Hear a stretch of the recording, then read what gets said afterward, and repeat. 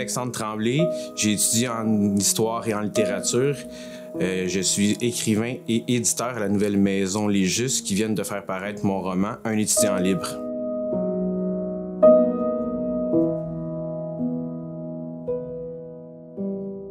Ce qui m'a porté vers la littérature, l'écriture en fait, c'est un désir de communion avec les auteurs du passé et les lecteurs du présent. C'est le besoin de m'exprimer, de mettre en scène des personnages que j'avais à l'esprit et d'essayer de créer harmonieusement dans un microcosme social.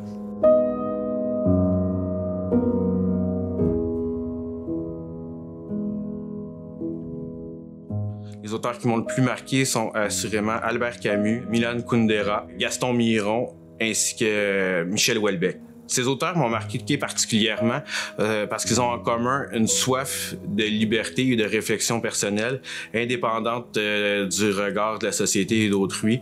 Ce sont des auteurs libres qui n'ont jamais adhéré à des causes ou à des idéologies particulières, mais à la réflexion perpétuelle. Ma première publication, c'est un appel de texte anonyme. On a vu que mon nom était des plus banalement québécois, Alexandre Tremblay. Le directeur du numéro m'a écrit en me disant « Désolé, lorsque nous avons accepté votre texte, nous croyons que vous étiez une personne non blanche. Peut-être nous trompons-nous. » C'est le germe d'une idée de créer la maison d'édition.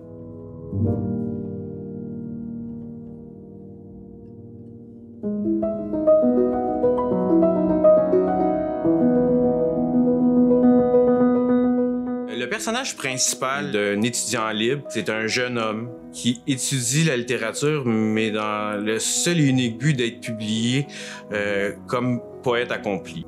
Il y a également beaucoup de problèmes, c'est un être dysfonctionnel, mais par-dessus tout, tous ses défauts les impute à lui-même et non aux autres. Ça donne à fond dans sa poésie, pensant qu'elle va le précéder, qu'il va pouvoir exciter à travers elle. Donc son travail est toujours en processus, il est en surface, il a mis un nom sur sa souffrance, mais il a dit la difficulté à se responsabiliser. J'ai voulu me faire un effet miroir, le personnage dysfonctionnel, l'université dysfonctionnelle. Le dysfonctionnement vient d'un mal-être, d'une douleur. Le personnage a mis un nom sur ce mal-être, ça s'appelle l'anxiété. L'université a mis un nom, ça s'appelle la discrimination.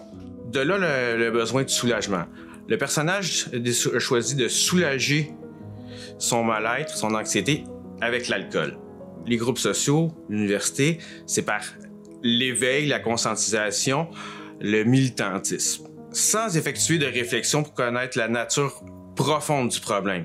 Comme ils n'ont pas trouvé la bonne cure à leur problème, les deux ont passé à l'étape suivante. D'alcool, on tombe dans l'alcoolisme. D'éveil, on tombe dans le wokisme. Deux pathologies de l'excès et de l'abus, les deux sont voués au cul-de-sac si le travail réflectif n'est pas accompli.